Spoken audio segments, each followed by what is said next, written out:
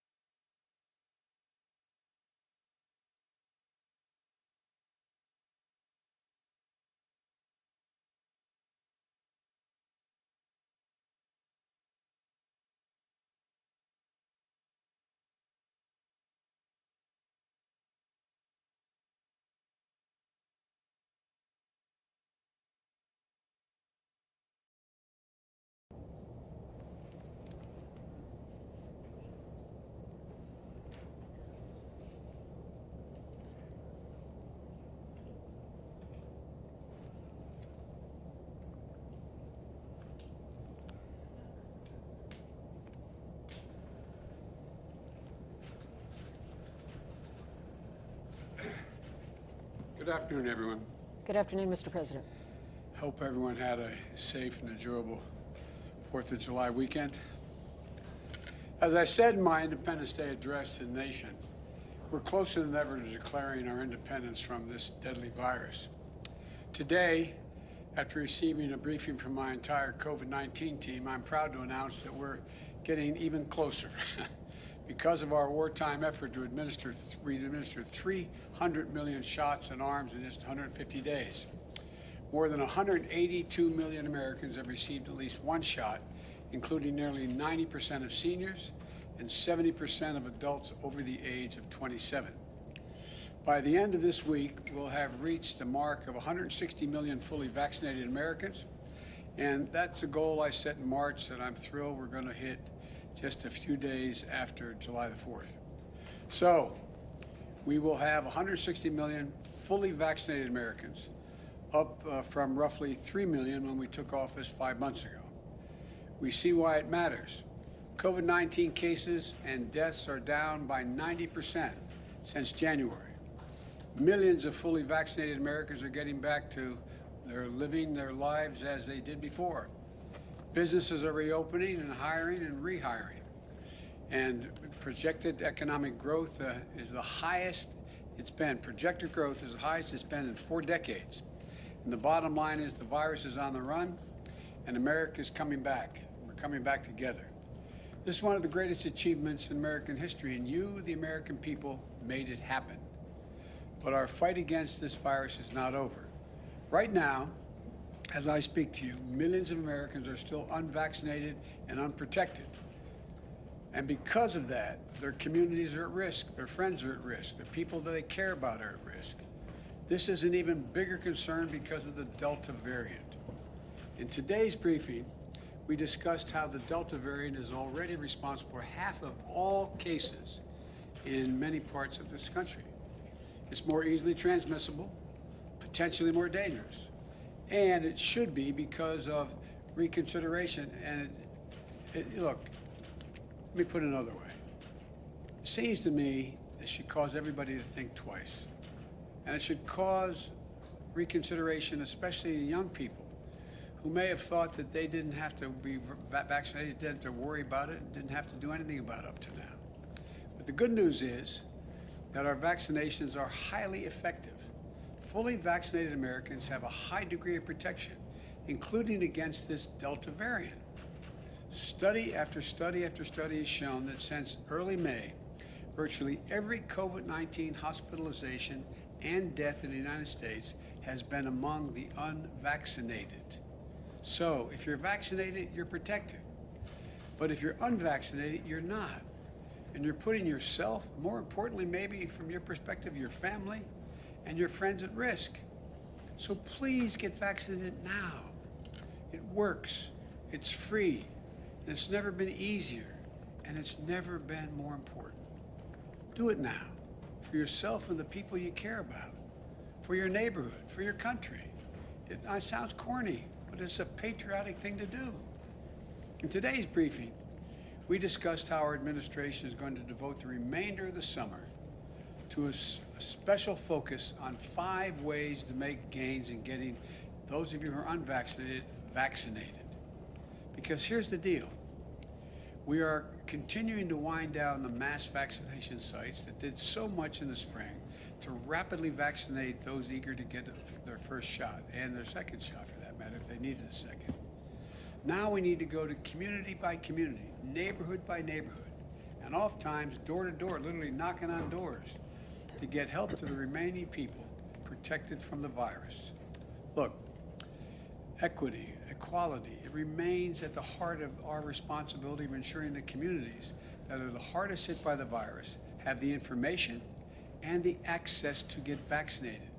So, as we shift from these centralized mass vaccination sites where we're doing thousands of people a day, we're going to put even more emphasis on getting vaccinated in your community, close to home, conveniently, and a location you're already familiar with. First thing we're going to do, this includes 42,000 local pharmacies where folks with questions can talk to the pharmacists they know and already have dealt with. These locations overwhelmingly allow you to walk in without an appointment, get the vaccination when you're picking up your prescription or just going in to get toothpaste or something else you need from a drugstore.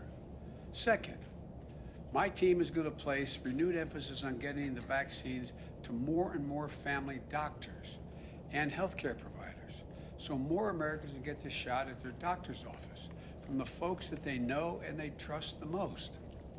Third thing we're going to do, we're going to step up efforts to get vaccines to your family doctors and other doctors who serve younger people, so that adolescents ages 12 to 18 can get vaccinated, and as they go for back-to-school checkups or getting ready for the physicals they need for fall sports. Fourth, we're also intensifying our efforts to meet people where they are, outside of their neighborhoods, pharmacies, and doctor's office. This includes continuing to work with employers to make vaccination shots available at work, on a work site if possible, or give their employees paid time off to get vaccinated in a nearby facility. And fifth and finally, we're sending out more mobile clinic units out there to help people at special events, summer festivals, sporting events, as well as places of worship wherever we can find people gathered. In addition to these initiatives to continue to vaccinate the unvaccinated, we're stepping up our preparations to respond to the outbreaks we're going to see among the unvaccinated. For that, we're mobilizing what I'm calling COVID-19 surge response teams. These teams are made up of experts from FEMA, the Federal Emergency Management Agency, CDC, the Center for Disease Control and Prevention, and elsewhere across our government, other groups. And they're going to help states that have particular problems prevent, detect, and respond to the spread of the Delta variant among unvaccinated people in communities with low vaccination rates.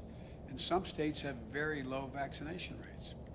They're going to be able to we're going to deploy things like testing to expand detection of the virus, medicines to help treat the infected, and we're going to provide federal personnel to fill gaps in staffing and technical experts to help investigate outbreaks, because they're going to happen in states with very low vaccination rates. The bottom line is my administration is doing everything it can to lead a whole of government response at the federal, state, and local levels to defeat the pandemic. But we need everyone to do their part. Millions of Americans have already done that. We have to keep it up, though. We have to keep it up till we're finished. Let me close with this. We are emerging from one of the darkest years in our nation's history into a summer of hope and joy, hopefully. Think about where you were last year, where you are today, what you were able to do last year at this time and do today. It's a year of hard-fought progress. We can't get complacent now. The best thing you can do to protect yourself and your family and the people you care about the most is get vaccinated. The best things community can do to protect themselves is to increase vaccination rates. You can do this. You can do this. Let's finish the job. Finish it together. God bless you all, and please, please get vaccinated. It makes a big difference. As I said, it's a patriotic thing to do. May God protect our troops. Thank you. Mr. President, on the latest ransomware attack, can you tell us if you believe that rises to the level of U.S. retaliation? I can tell you a couple things. I received an update from a national security team this morning. It appears to have caused minimal damage to U.S. businesses, but we're still gathering information to the full extent of the attack, and I'm going to have more to say about this in the next several days. We're getting more detail and information, but that's what I can tell you now, and I feel good about our ability to Is Putin testing you, sir? Twice about the Delta variant. What did you mean by that? Would you reconsider your airstrike policy? Okay.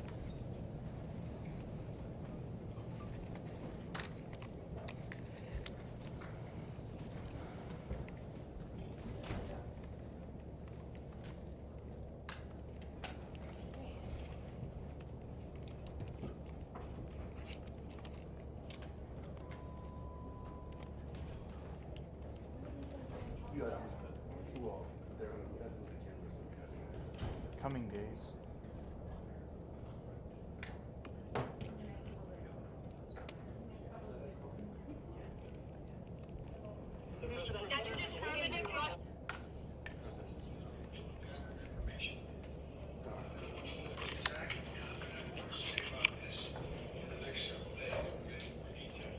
In the next several days.